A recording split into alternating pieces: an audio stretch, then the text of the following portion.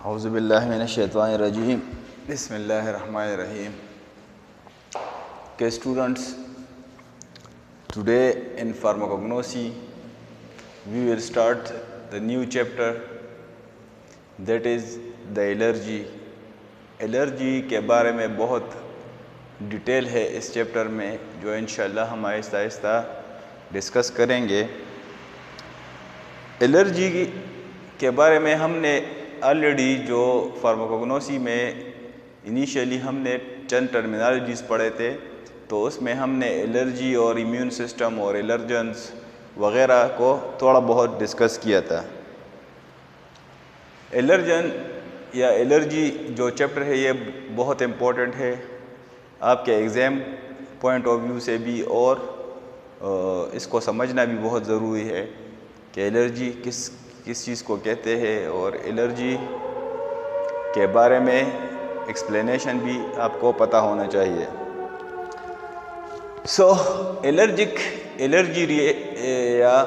Allergic reaction is a specific hypersensitivity of an individual to foreign particles, usually a protein to which a specific individual is exposed. Allergy क्या है? एक specific hyper sensitivity है। यहाँ पर specific का मतलब समझना बहुत ज़रूरी है कि स्पेसिफिक का वर्ड हम क्यों यूज़ करते हैं, इट इज़ हाइपर सेंसिटिविटी हम क्यों यूज़ नहीं करते। तो स्पेसिफिक का यहाँ पर मतलब ये है कि ये चंद लोगों में ये हाइपर सेंसिटिविटी होगा। हाइपर मीन ज़्यादा सेंसिटिव ज़्यादा, ये basically hyper sensitivity of immune system है, जो हमारा क़ुव्वत मुदाफ़ियत है उसका हाइपर सेंसिटिव होना है। और स्पेसिफिक का वर्ड हम यूज़ करते हैं कि चंद लोगों के लिए, मीन्स के हर किसी के पे ये हाइपर सेंसिटिविटी नहीं होगी। बाज़ लोगों जिसको किसी चीज़ से एलर्जी होगी, सिर्फ उनमें ये हाइपर सेंसिटिविटी रिएक्शन होगा। So it is a specific hyper sensitivity of an individual मतलब एक इंसान का,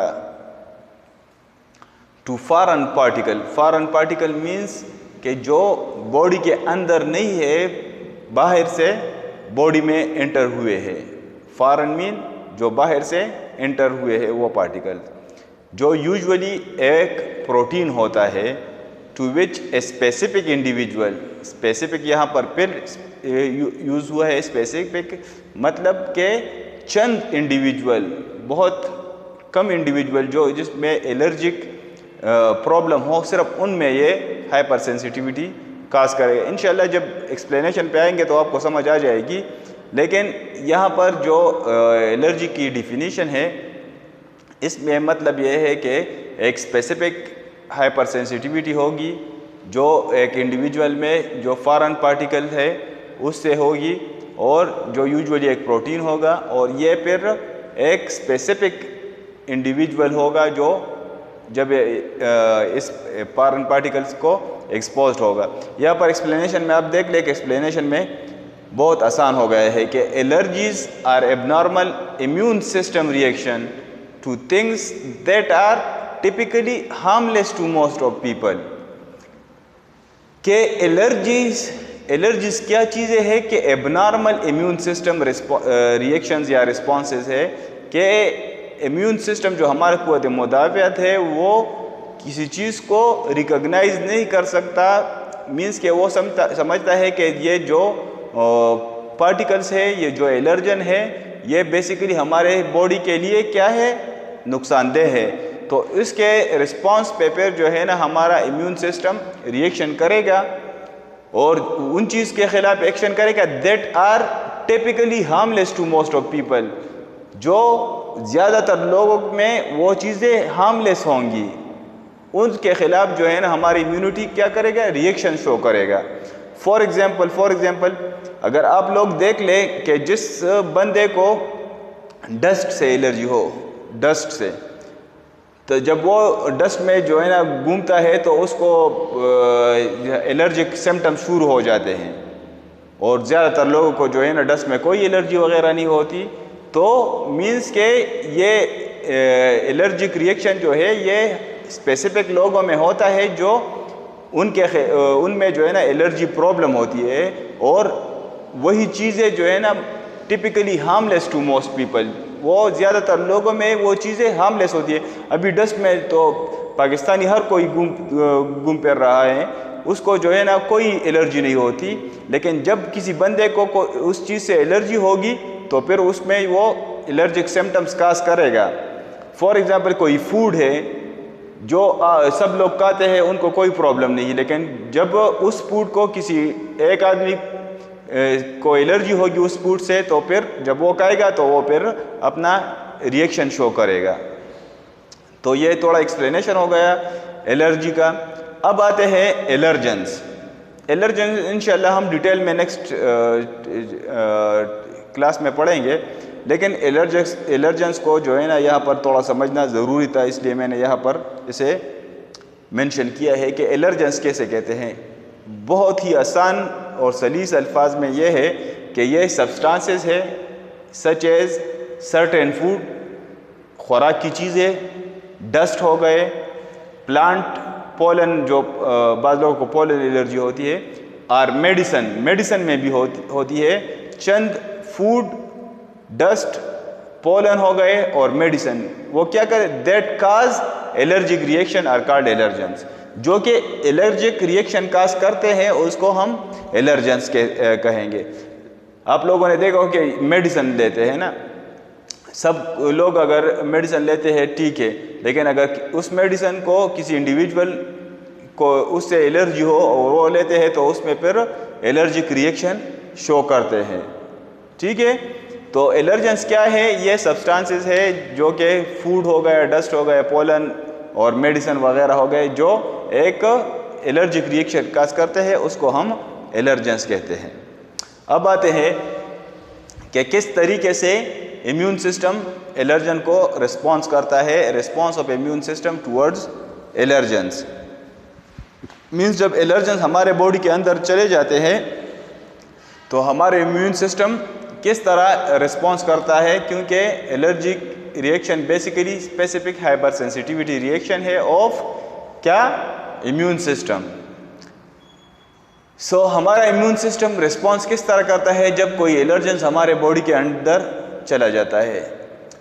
तो इस पे मैं थोड़ी एक्सप्लेनेशन बेसिक चीज़ें लिखी है कि in an attempt to protect the body the immune system produce IgE antibodies to that allergen.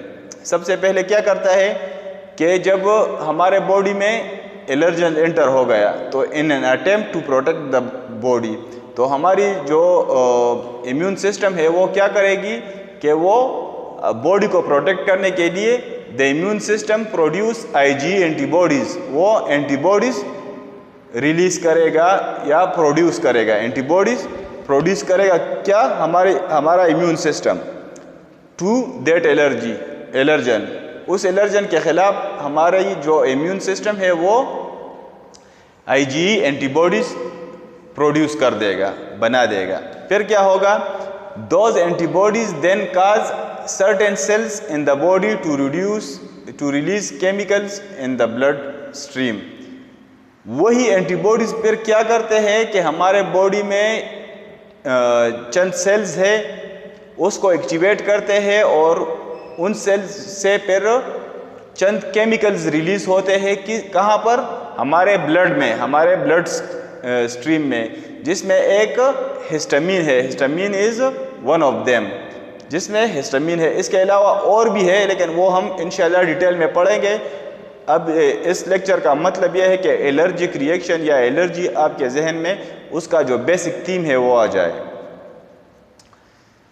तो histamine is one of them, इसमें हिस्टामिन भी है इन क्या कहते हैं केमिकल्स में, जो IgE की वजह, एंटीबॉडीज़ की वजह से सेल से रिलीज़ हुए हैं इन द ब्लड स्ट्रीम। फिर यह हिस्टामिन क्या करता है कि these histamines then acts on eyes, nose, throat, lungs, skin और GIT and cause the symptoms of allergic reaction. आप लोगों ने देखा होगा कि जब किसी बंदे को एलर्जिक जी होती है तो उसमें एलर्जिक रिएक्शन आएंगे या एलर्जिक रिएक्शन के सिम्टम्स आएंगे। तो वो इसी हिस्टामिन की वजह से मेनली या और केमिकल्स की वजह से जो आइज़ आंखों पे असर करेगा, नोज़ पे मीन्स के आइज़ से भी पानी बहना शुरू हो गया, नोज़ से भी पानी बहना शुरू हो गया, थ्रोट गला भी ख़राब हो सकता है, लंग्स में कफिंग हो सकती है फेफड़ों की वजह से, और स्किन पे रेडनेस आ सकती है या आर्टिकेरिया जिसे कहते हैं वो आ सकती है।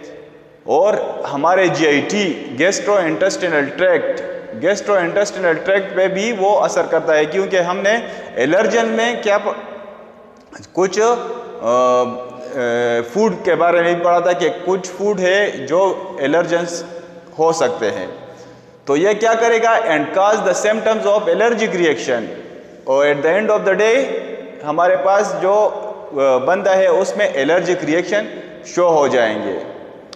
आप लोग इसको एक मरतबा फिर देख ले कि जब हमारे बॉडी में एलर्जन एंटर होता है तो हमारी बॉडी जो इम्यून सिस्टम है वो क्या करेगी, वो बॉडी को प्रोटेक्ट करने के लिए आईजी एंटीबॉडीज़ प्रोड्यूस करेगी, और यही आईजी एंटीबॉडीज़ फिर क्या करेंगे, वो केमिकल रिलीज़ करेगा इन द ब्लड स्ट्रीम, और जिसमें जो केमिकल्स है वो ब्रेडिकाइनिन हो गए, मुख्तलिफ़ किस्म के हैं, लेकिन जो ज़्यादातर इम्पोर्टेंस है उसकी वो हिस्टामिन है। तो ये हिस्टामिन पर एक्ट करते हैं आंखों पे, नाक पे, थ्रोट पे, लंग्स पे, स्किन और गैस्ट्रोइंटेस्टिनल ट्रैक्ट पे, और एलर्जिक रिएक्शन के सिम्टम्स शुरू हो जाते हैं। और फिर जो है ना एट द लास्ट के allergic reactions can be mild like runny nose. Allergic reaction बहुत कम हो सकते हैं, बहुत हल्के हो सकते हैं, जिस तरह जो है ना आंखों से पानी बहना या नाक से पानी बहना, और या ये बहुत क्रूशल भी हो सकता है, बहुत सेवियर भी, क्रोनिक भी हो सकते हैं, जिस तरह लाइक डिफ़िकल्टी इन ब्रीथिंग के सांस लेने में दुश्वारी हो, डिस्निया जिसे कहते हैं पेशेंट में, वो भी काज कर सकता है। So this is the briefly overview of allergic reaction या एलर्जी। इंशाल्लाह इसके ऊपर पूरा चैप्टर है, इसमें हर एक चीज़ को हम इन डिटेल पढ़ेंगे। आप लोगों को बेसिक्स की समझ ज़रूर आनी चाहिए। तो बेसिक्स में किसी को भी प्रॉब्लम हो तो नेक्स्ट वीक तक वो मेरे साथ कांटेक्ट कर सकता है। इस लेक्चर में किसी भी प्रॉब्लम हो, किसी को कोई क्वेरी हो तो वो मेरे साथ कांटेक्ट कर सकता है। इंशाल्लाह will see you in the next lecture. Till that अल्लाह हाफिज़, विल सी यू।